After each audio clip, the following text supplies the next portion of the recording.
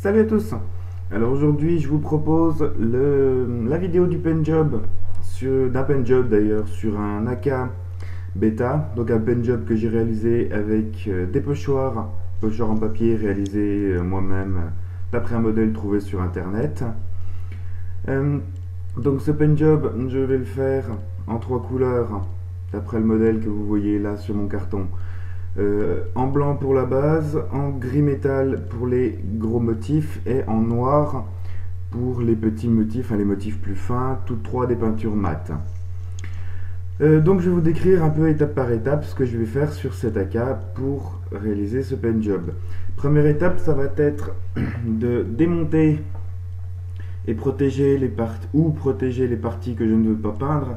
Donc j'ai démonté le sélecteur de tir, les organes de visée sur le top cover ainsi que l'espèce de petite molette devant le top cover, et j'ai protégé, comme vous voyez, la crosse, la poignée, la détente, le puits de chargeur, la fenêtre d'éjection ainsi que le garde-main, et j'ai légèrement poncé tout le reste de la surface de la carcasse pour que la peinture accroche correctement. Donc à ce niveau-là, on va pouvoir commencer à bosser. Alors, première couche, du blanc, tout simplement. Une peinture, toutes mes peintures en fait sont des peintures mates pour intérieur et extérieur, donc des peintures assez costauds qui sèchent assez vite. Et donc je commence par deux bonnes couches de blanc, donc je passe la première couche un peu à la va-vite. Je passe la deuxième après une bonne demi-heure de séchage pour être sûr que ça tienne correctement, pour avoir vraiment une finition homogène. Donc vous pouvez remarquer que je ne commande pas la vidéo en direct. Là je suis actuellement devant mon PC en train de regarder et enregistrer mon commentaire, tout simplement parce que j'ai un petit peu ragé pendant que je faisais la vidéo et j'avais beaucoup de bruit autour de moi, du coup ça me gonflait. J'ai préféré faire mon pen job tranquillement, faire le montage et recommenter après. De toute façon ça revient au même, hein. Qu'est-ce que je peux vous raconter d'autre? Donc oui, pour les couleurs, il faut savoir que, donc, comme vous voyez, le blanc, le gris et le noir, enfin surtout le blanc, n'est pas très discret. Cette réplique est prévue et conçue, a été modifiée pour du CQB. Donc son propriétaire m'a demandé ces couleurs-là. De toute façon, la discrétion n'est pas ce qu'on attend de plus de cette réplique. Donc c'est pour ça qu'on s'est permis un paint job un petit peu fantasy. Pour le camo, donc oui, j'ai trouvé le modèle sur internet. Il est pareil, un petit peu fantasy, mais je l'ai trouvé assez sympa, donc j'ai proposé ça à ma team, et Wild Dog a gentiment demandé à ce que je lui fasse sur son AK. Donc voilà, le blanc, donc une bonne couche de blanc sur toute la réplique. Faut pas hésiter, là j'ai fini ma bombe dessus, pour vraiment avoir une couche de peinture bien homogène, pour pouvoir après travailler dessus correctement. Qu'ai-je à vous dire d'autre? Comme vous voyez, j'ai mis des gants en caoutchouc, donc de la récup, hein, comme d'hab. Là, c'est encore pas le plus utile, mais par la suite, vous verrez que ça le sera. Donc ouais, après voilà, c'est pas bien difficile, c'est pas bien facile de savoir ce que je peux vous raconter, parce que bon bah là je peins, là je peins, là je peins encore. Ah là, ça, attendez, ça va changer, je peins.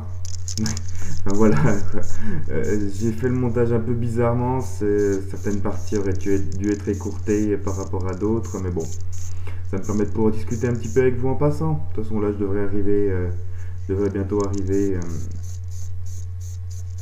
à la fin de cette étape. Donc la prochaine, une fois que ça va être sec, donc là j'ai passé qu'une seule couche, entre temps j'en ai passé une deuxième, pour avoir vraiment une couche de blanc bien épaisse et qui soit bien homogène, pour avoir un résultat plutôt correct. Donc deuxième étape, ça va être d'attaquer les motifs, vous voyez, avec les pochoirs. Donc les pochoirs, c'est là que les gants vont être assez utiles, parce qu'ils vont me permettre de bien plaquer le pochoir sur la réplique sans risquer de me bomber les doigts, parce que les bombes de peinture, c'est quand même pas ce qui est plus naturel et bénéfique pour la peau. Donc la technique, vraiment, en gros chaque jet de peinture doit commencer sur le pochoir, passer sur la réplique et finir sur le pochoir, pour que le résultat sur la réplique soit homogène, éviter les grosses bavures qui peuvent arriver en début de jet de peinture en gros. Là je vais faire une grosse coupure parce que j'ai un petit peu galéré avec mes pochoirs, j'ai pas conçu ça de la façon la plus optimale. Mais le but, ça va être d'espacer un peu les motifs, de les faire de façon assez aléatoire, pas en mettre trop, vous voyez un peu comme j'ai disposé ça, et ensuite de faire la même chose avec les autres motifs, en veillant un peu à les faire passer, à les faire sortir un peu dans tous les sens. Vous voyez que certains tombent sur le scotch, ça fait des motifs qui seront coupés par la suite, ça fait vraiment une disposition aléatoire sur toute la réplique. Ça commence déjà à bien rendre. Là, voilà, tous les motifs en fait ont été faits. Et maintenant, l'étape importante, vernis incolore, comme vous voyez, intérieur, extérieur, tout support acrylique, sec au toucher à peu près en 60 minutes. Vernis Inventive pour ceux qui n'ont pas vu la marque. C'est un vernis en bombe de finition mat qui brille un peu con pour un vernis mat. Un vernis mat qui brille, enfin il brille pas comme un miroir quoi, mais c'est pas aussi mat que je l'aurais voulu. Mais bon, c'est un vernis qui va super bien, qui est très costaud, qui vaut à peu près 9 euros. Moi je l'ai payé 9 euros la bombe, 9 euros et des brouettes. Par contre, faut en mettre. Voilà, faut pas hésiter. Pour ce paint job, donc c'est des bombes le vernis, c'est des bombes de 400 ml. Attendez, bougez pas.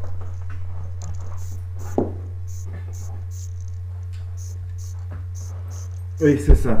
Des bombes de 400 ml. Pour ce paint job, j'en ai passé la moitié de la bombe, juste pour cette réplique.